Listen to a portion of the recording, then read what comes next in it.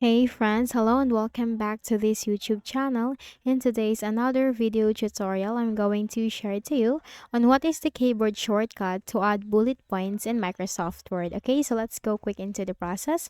First is we just need to open Microsoft Word. So let me just quickly open Microsoft Word. Click on it under the best match to open it. Click on the blank document. And from here, let's say I'm going to type in here,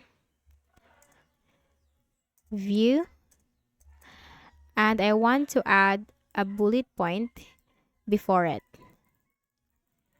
Okay, so how can we do that? It's very easy. Just place your cursor on the left of the first letter of the word or the line or the sentence. Then you just need to simply press the asterisk key on your keyboard like this,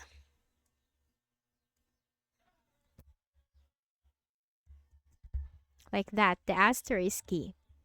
Now once you press that, just simply press the space key on keyboard and that's it.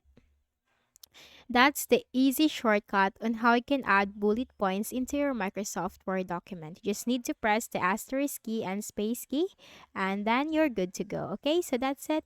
And I hope this video helped you. Kindly please do not forget to hit the like button and subscribe to this YouTube channel for more tutorials like this. Thank you for watching.